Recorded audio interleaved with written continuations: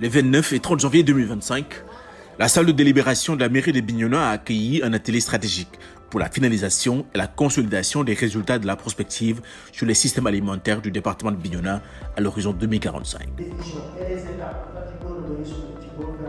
Sous la houlette de l'équipe de recherche du projet ARS, qui a conduit les travaux de co-construction entre chercheurs et membres d'Adital de Bignona, cette rencontre constituait le dernier atelier de prospective qui visait à finaliser et à consolider les résultats d'un travail collectif entamé il y a moins d'1 an.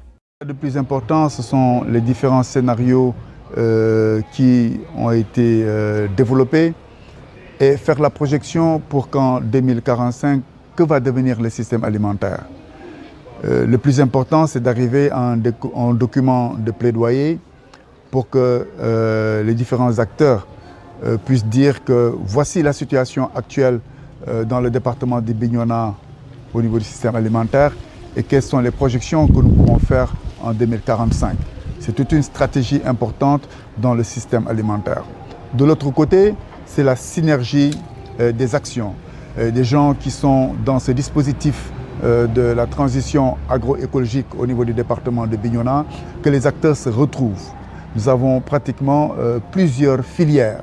Nous avons les pêcheurs, nous avons les éleveurs, nous avons les agriculteurs, nous avons les transformatrices, nous avons les structures d'enseignement et surtout aussi le lycée agricole. Donc nous tenons particulièrement à remercier tous ces acteurs qui ont contribué efficacement au déroulement de cet atelier. Nous tenons particulièrement à remercier les partenaires du projet ART, Endapronat, IPAR, Université de Berne, parce qu'ils ont ramené une méthodologie, un concept important pour l'identification du système alimentaire dans le département de Bignona. Cet atelier de 2 jours, du 29 au 30, va nous permettre de finaliser l'étude prospective du système alimentaire dans le département de Bignona, faire la finalisation et surtout aussi faire la formation sur la cartographie des acteurs agroécologiques au niveau du département de Bignona. L'un des temps forts de cet atelier a été la formation sur une plateforme numérique innovante spécialement conçue pour cartographier les initiatives agroécologiques dans le département de Bignona. Cet outil permettra à l'équipe d'Adital de Bignona de documenter les actions locales.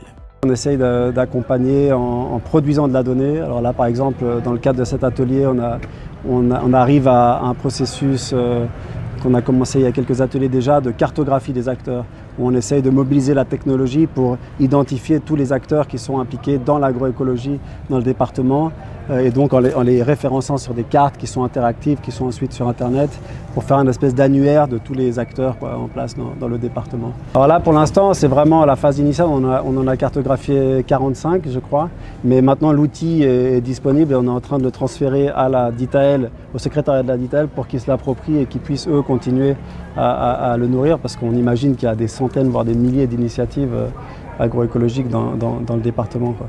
Donc là, vraiment, nous, on a développé la technologie et maintenant, c'est à la DITAEL de le reprendre à son compte et puis d'essayer de l'étendre, quoi.